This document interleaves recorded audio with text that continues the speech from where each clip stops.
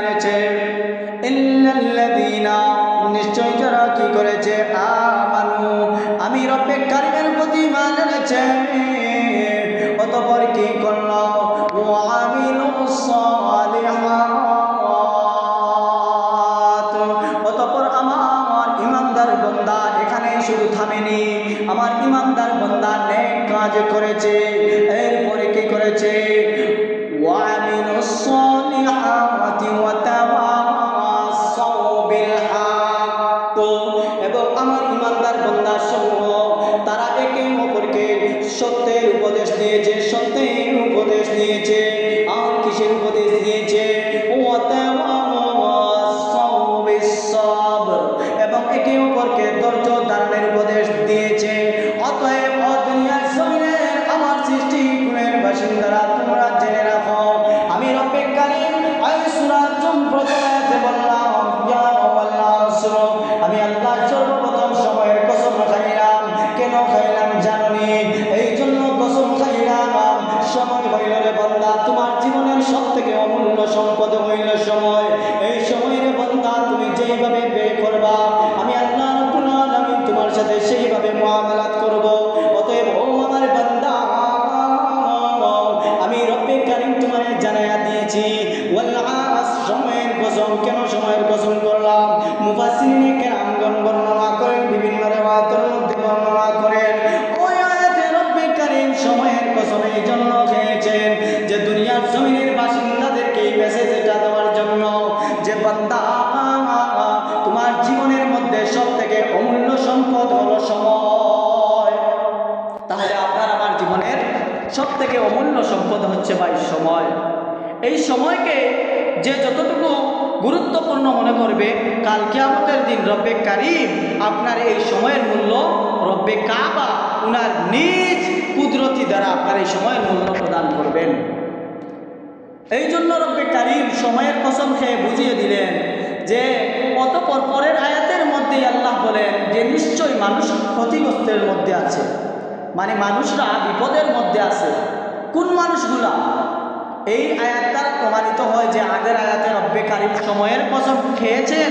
এই সময়ের কসম ওই সমস্ত মানুষ ক্ষতিগ্রস্তের মধ্যে যারা সময়কে বাজে কাজে, গুনার কাজে, অনৈতিক কাজে, অতিরিক্ত কাজে নিজেরা নিজেদের সময়কে ব্যয় করতেছে।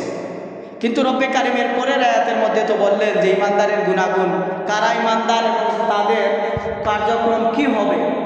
এদের এই কার্যক্রমগুলো অবশ্যই সময়ের সাথে সম্পৃক্ত, যার কারণে এই সূরাটা রব্বে কারীম সময়ের কসম বলেই এই সূরাটা শুরু করলেন।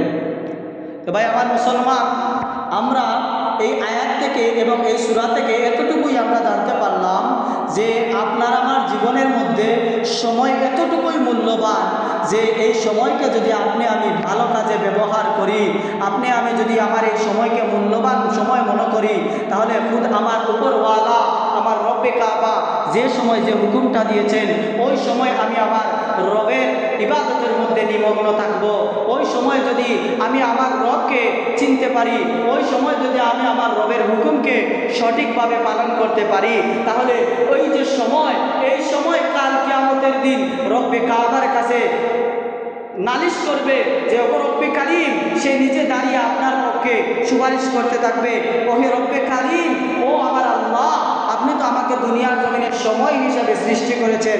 ওগো মালিক, আপনি যেইভাবে আপনার বান্দাকে চাইছিলেন যে ওই সময় জোহরের সময় আপনার বান্দা জোহরের নামাজ পড়বে, আসরের সময় আপনার বান্দা আসরের নামাজ পড়বে, মাগরিবের সময় আপনার বান্দা মাগরিবের নামাজ পড়বে, এশারের সময় আপনার বান্দা এশারের নামাজ পড়বে, এমনকি প্রচণ্ড ঠান্ডার দিনে ফজরের নামাজ আপনার বান্দা সঠিক সময় সঠিক মতো শেষ আপনাকে স্মরণ করেছে, আপনার হুকুমগুলোকে সে মানছে, মেনেছে, সে তার জীবনকে আপনার ওই আয়াতের উপর আপনি যেইভাবে বলেছিলেন আল্লাযীনা আমানু, অতএব ও আমার পরওয়ারদিগার আলম, আপনার সেই বান্দা হচ্ছে ঈমানদার।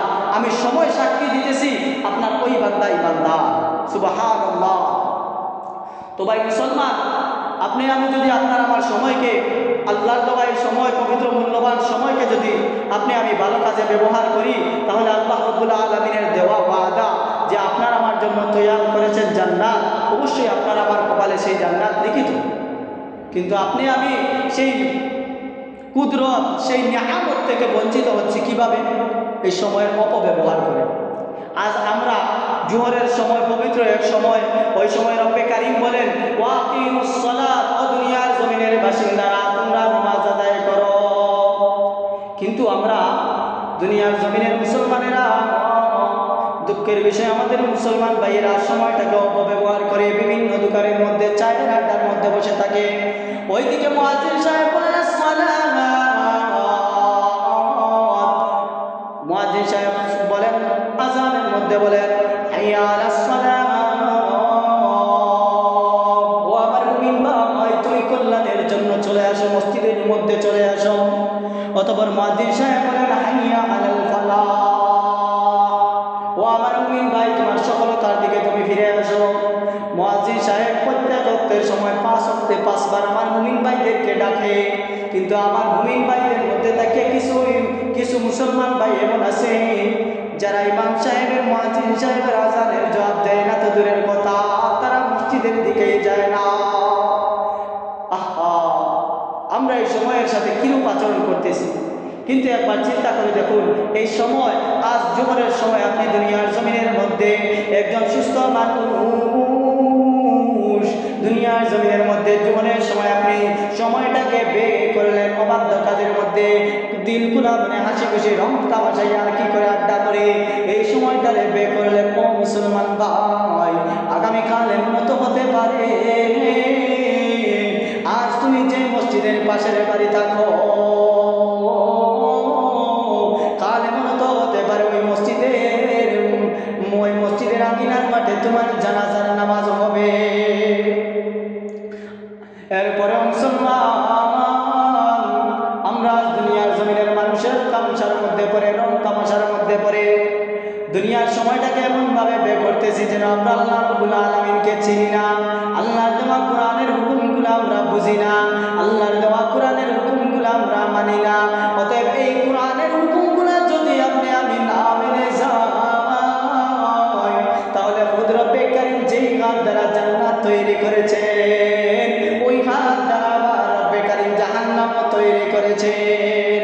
আপনি রব্বে কারীমকে যদি দুনিয়ার জমিনে চিনতে পারেন, রব্বে কারীমের যদি প্রিয় হয়ে যেতে পারেন, তাহলে রব্বে কারীমের কুদরতি হাত দ্বারা তৈরিকৃত জান্নাতের মধ্যে আপনি প্রবেশ করবেন। আর যদি রব্বে কারীমের অবাধ্য বান্দা হিসেবে দুনিয়ার জমিনে আপনি রং তামাশার মধ্যে লিপ্ত থাকেন, রব্বে কারীমের হুকুম আহকাম যদি পালন করতে না পারেন, সময়টাকে যদি সঠিক কাজের মধ্যে ব্যয় করে যেতে না পারেন, তাহলে আমার মুসলমান ভাই মনে রাখেন, কাল তো মরতেই হবে, মরার পরেই রব্বে কারীমের কুদরতি হাতের তৈরি জাহান্নামে আপনাকে প্রবেশ করতে হবে। এই আয়াতে এই সময়ের যে কথাগুলো বললাম, এই আল্লাহ রাব্বুল আলামিন যে সূরা আসরের মধ্যে যে সময়টুকু উল্লেখ করলেন, আসলে ভাই এই সময়ের দিকে লক্ষ্য করলে বোঝা যায় যে একজন মুমিন, পরিপূর্ণ যদি মুমিন সে নিজেকে দাবি করে, তাহলে সে সর্বপ্রথম সময়কে গুরুত্ব দিতে হবে, সময়ের কাজ সময়ের মধ্যে আদায় করতে হবে। সর্বপ্রথম তাকে রব্বে কারীমের প্রত্যেকটি হুকুম তার সময় মতো সে আদায় করতে হবে।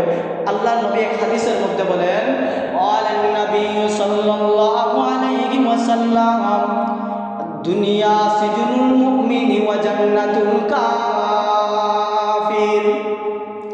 এই হাদিসের মধ্যে আল্লাহর নবী জানায়া দিলেন, ও আমার দুনিয়ার জমিনের মায়ার উম্মতেরা, তোমরা জেনে রাখো মুমিনদের জন্য এই দুনিয়ার জমিনটা বালাখানা নয়, এই দুনিয়ার জমিনটা ফুর্তি করার জায়গা নয়, এই দুনিয়ার জমিনটা রং তামাশা করার জায়গা নয়, বরং এই দুনিয়ার জমিনটা হলো আমার মুমিন উম্মতের জন্য জেলখানা। আমার মুমিন উম্মতেরা যদি এই দুনিয়ার জমিনকে জেলখানা হিসাবে মনে করে নিতে পারে, তাহলে নবী করিম সাল্লাল্লাহু আলাইহি ওয়াসাল্লামের হাদিস দ্বারা প্রমাণিত হয়ে যায়, দুনিয়ার জমিনের মধ্যে যদি মুমিন এই দুনিয়াকে যদি কয়েদখানা জেলখানা মনে করে যায়, তাহলে ও আমার মুমিন ভাই ও বোনেরা, আপনারা জেনে রাখেন মৃত্যু হওয়ার সঙ্গে সঙ্গে আপনার বালাখানা রব্বে কারীমের কাছে তৈরি করা। দুনিয়ার জমিনের মাঝে আপনি অনেক অভাব অনটনের জিন্দেগি জিন্দেগি জুড়াইছে, অনেক অভাব অনটনের জিন্দেগি কাটিয়েছেন। অনেক সময় দেখা গিয়েছে আপনি মুমিন, পাক্কা ইমানদার, অনেক আল্লাহওয়ালা, কিন্তু রব্বে কারীম আপনাকে পরীক্ষা করার জন্য এমন জীবন দান করলেন, দরিদ্রতার জীবন দান করলেন। এক ওয়াক্ত ভাত খাবার পরে দ্বিতীয় ওয়াক্ত খাবার সুযোগ হবে কিনা একমাত্র রব্বে কারীমের জানেন। এই কথাটা মুমিন বান্দার অন্তরে চলে আসে। ওই দরিদ্র মুমিন বান্দা সব সময় এরপরে খুদ রব্বে কারীমের দরবারে আলহামদুলিল্লাহ শব্দটা বলা ভুলে না।